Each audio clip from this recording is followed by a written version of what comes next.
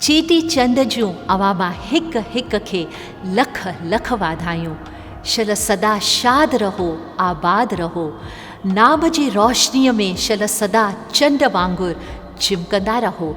असांजा परम पूज्य गुरुदेव प्यारा दादा वरी वरी चवंदा हुआ त सचो सिंधी केरु आहे?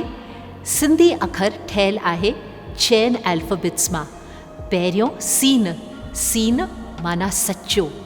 सचो सिंधी हमेशा सचो रहंदो। सचो पंहिंजे ॿोलीअ सां, सचो पंहिंजे सभ्यता सां ऐं सचो हिक हिक पंहिंजे कमकार में, पंहिंजे धंधे वहिंवार में। ॿियो नून, सचो सिंधी हमेशा नीह में न्यारो, न्यूरत में प्यारो। ऐं टियों थे आहे धैर्यवान। सचो सिंधी हमेशा धैर्यवान, धीरज जो इंसान, जेकी प्रभु करे, जेकी रब करे उन ते हमेशा राज़ी।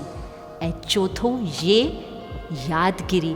सचे सिंधीअ जे दिलि अंदरि हमेशा यादगिरी प्रभुअ जी हमेशा संदसि लिव लॻल आहे संतनि ऐं सतपुरखनि सां, प्यारे प्रभुअ सां। अचो त हिन चेटी चंड ते असीं सभु हिकु सचे सिंधी थियण जो यतन कयूं ऐं सिंधी क़ौम जो शान ऊचो कयूं। जय झूलेलाल, जय दादा शाह।